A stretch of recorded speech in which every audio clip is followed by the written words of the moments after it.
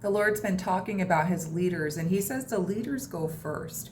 Now, this may sound obvious, but many times leaders will find themselves, always leaders will find themselves at some time in isolation, complete isolation. And not all believers will find themselves in such an isolation.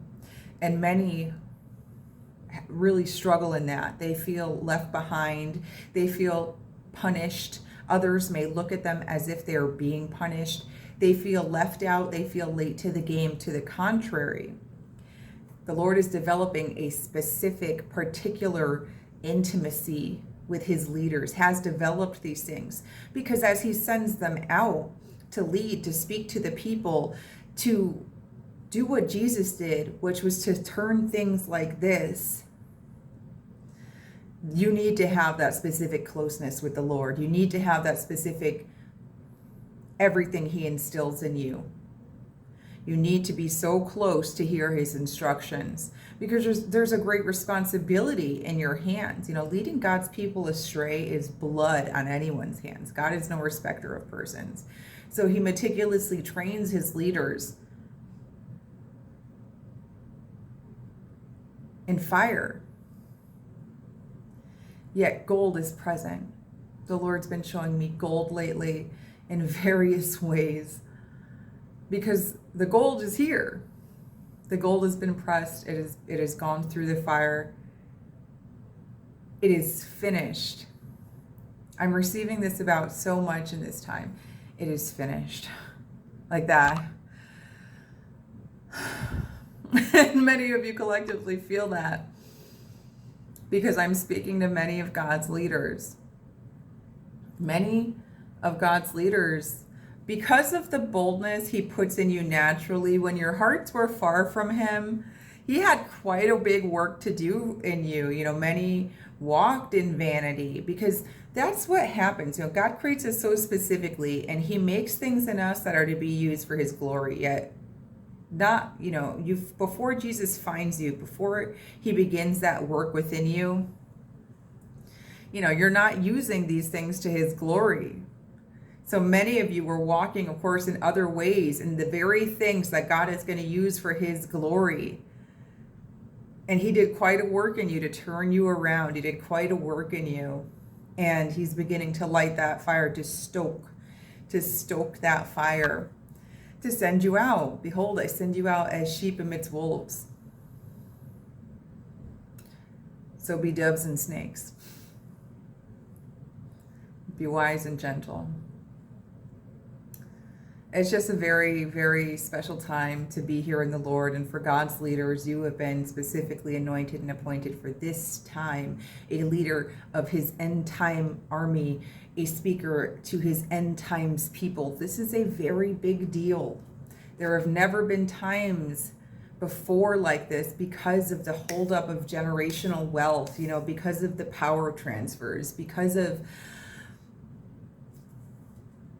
so much. It's just been it's been a culmination.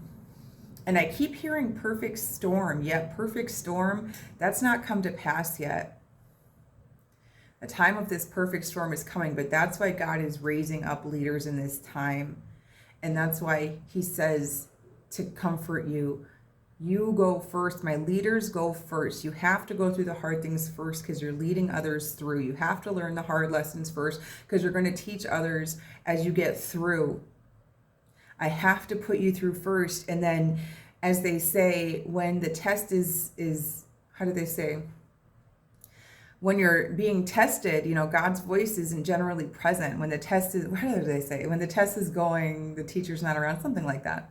But it's, so often the leaders, so now they're alone, they're being tested, they're in the wilderness, no one's around, and they don't hear God's voice. He never leaves you or forsakes you. Don't forget to ask yourself the questions. That's just my biggest go-to. If I ever feel like, where's the Lord? I can't hear him. Does he ever leave you or forsake you? No. So you're probably in some sort of testing. So he's letting his leaders know, even if you're going to begin going through tests at some point, he's saying, you go first. I trust you. I'm putting you through these things first. I mean, not everybody saw a burning bush, you know what I mean? Not everybody went on top of the mountain to speak to God, you know? Do we know why God specifically chose Moses? No. But did you see a whole bunch of people out there fighting for Moses' job? No. Because, you know, people look at God's prophets and his leaders and his fivefold ministry like it's you know, to be a Hollywood superstar. And it's just not the case. You know, you're talking about a big responsibility to the point of, again, for these people to lead God's people astray. That's blood on the hands, okay? Meticulous testing, a lot of pressure. And it's not, you know, you're not favored because you walk in his ministry. You're favored to walk in his ministry. You know what I mean? You don't get extra blessings and presents because you're God's leader or his prophet or his evangelist or his minister, his preacher, his pastor. No, you're blessed to be those things. You know what I mean? And you walk in that. So just know that the leaders go first. Even if as I speak, you find yourself, you just feel like no one else is out there. That's usually the telltale sign. I just feel like I'm going through this alone. I feel like the Lord's not talking to me. I feel like, you know, no one else is going through this. Nobody understands. Listen, you're being tested, pressed. You're being turned into gold. All you have to do is submit to the Lord and listen. All you have to do is submit to the Lord and listen. He chose you, and what he spoke will come to pass. His word will not return to him void. And as I prophesied several months ago, you are his word, and you will not return to him void. Don't extend the process because you ain't going nowhere. If God's called you, you're called. The leaders go first. Don't be afraid. He is with you.